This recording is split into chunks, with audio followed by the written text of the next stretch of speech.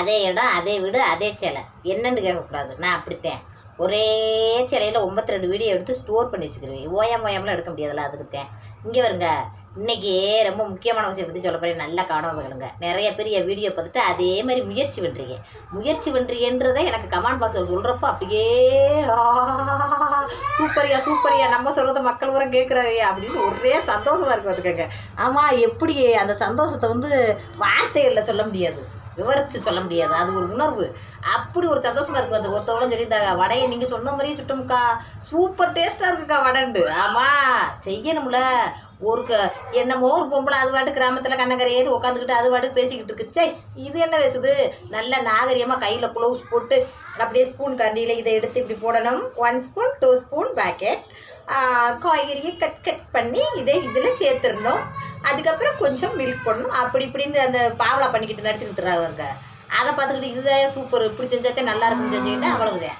அப்பத்தில் முட்டையை கலக்கி ஊற்றுங்க, ரவையை போடுங்க, அரை மணி நேரம் ஊற வைங்க, வாழைப்பழத்தை பிச்சு தருக்குன்னு பிணைஞ்சு அரை மணி நேரத்துக்கு சேஃப்டி பண்ணி வைங்க. அதுக்கப்புறமா அதை எடுத்து புசுன்னு போடுங்க, புசுக்குன்னு வருண்டு அவங்க அங்கேயே காட்டுவாங்க.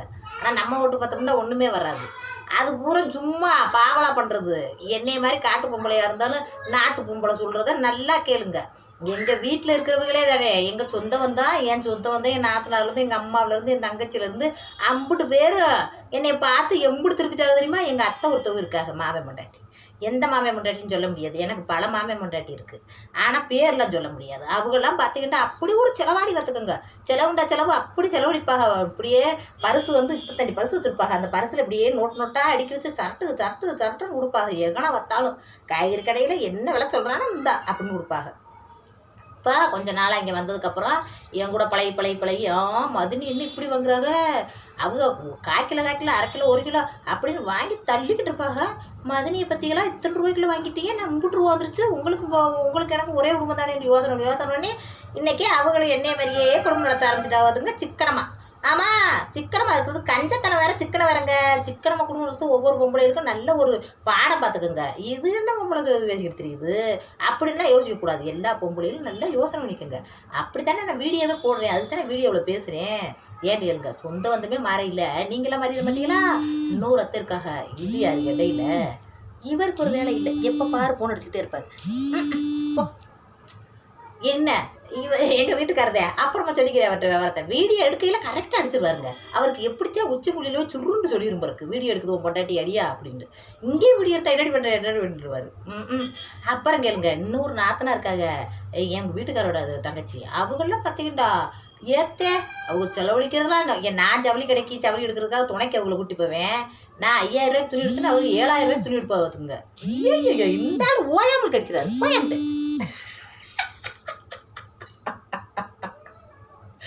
புருஷன் முக்கியம் இல்லை, இப்போதைக்கு புத்துமதி தான் முக்கியம். ஆமாம், மக்களுக்கு புத்துமதி சொல்லிக்கிட்டு இருக்கீங்க, இடையில வேறு வந்துடுவார். சரி, அப்படியே பார்த்துக்குங்க. அதெல்லாம் 7000 ரூபாய்க்கு துணி எடுக்கும் பார்த்துங்க. இப்போ என்னைய பார்த்து ஆத்தாடி எங்கள் அண்ணன் முண்டாட்டி வீடு கட்டி வாசை கட்டி கழுத்து நிறைய நகை விட்டு திரியறது காரணம் இப்படி சிக்கனமாக பிழைச்சித்தானே, நம்மளும் பிழைக்கணுமையா அப்படின்ட்டு சேர்த்து வைக்க ஆரம்பிச்சிட்டா பார்த்துங்க. நான் உண்டியல் சேர்க்கறத பார்த்துட்டு எங்கள் அம்மாலாம் பேரம்பேத்தி பார்த்தா 500 ரூபா நோட்டாக இருந்தாலும் பிரித்து 5 ரூபாய்க்கு முட்டை ஆகிறதுக்கு 500 ரூபா நோட்டை பிரிக்கும் பார்த்துங்க.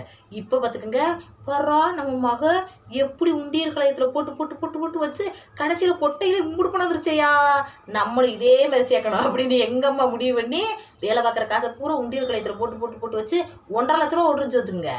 ஒரு வருஷம் சென்று எடுத்து கொட்டி பார்த்தா 1.5 லட்ச ரூபா இருந்துச்சு. என் தங்கச்சியை கட்டி கொடுக்குறதுக்கு ஒரு இடத்த அடமானம் வச்சிருந்துச்சு. அந்த அடமானம் வச்ச இடத்த போய் கச்சிதமாக திருப்பி இப்போ போய் விவசாயம் போட்டுக்கிட்டு இருக்கு. எப்படி இதெல்லாம் யோசனை வந்துச்சு? இந்த முடியமாக பார்த்தேன் நான் வடை சுட்டுட்டு மிச்சம் இருக்கிற காசு அப்புறம் உண்டியில் போட்டு ஒரு நாள் உடச்சது எங்கள் அம்மா பார்த்துட்டு அம்பிட்டு ஒரு யோசனை வந்துச்சு. அதுக்குத்தான் நான் மக்களை உங்கள்கிட்ட எல்லாத்தையும் சொல்லிக்கிட்டு இருக்கேன். உங்களே நீங்கள் காசு மிச்சமானா கடுகிட்ட பழம் விட்டுக்குறது உளுந்துட்ட பழம் விட்டுக்கிட்டு போட்டு வச்சுக்கிட்டா அதை அவசரத்துக்கு எடுத்து செலவழிச்சு போடுவா.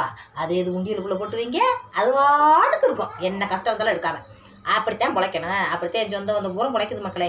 அதே மாதிரி நீங்களும் நான் சொல்கிற வார்த்தைகளை கேட்டு நல்லபடியாக பிழைச்சிக்கோங்க. இது என்ன காட்டு பொம்பளை அது வாட்டு காட்டு மிராண்டி மாதிரி உட்காந்துக்கிட்டு காட்டு மிராண்டி மாதிரி ஒழுக்கம் இல்லாமல் பேசிக்கிட்டு இருக்கு, என்னத்தை பேசுது அப்படின்னு ஓடுறவங்கள ஓடிட்டு போகிறாங்க. ரீசெண்டாக நாகரிகமாக கூட உடுத்திக்கிட்டு மேலே ஒரு இதை கெட்டிக்கிட்டு இப்படி குக்கிங் பண்ணணும், இப்படி காசு சேமிக்கணும், இப்படி இது பண்ணணும் அப்படின்னு பேசுகிறதுக்குள்ள ஒரு ப்ராடு இருக்கும்.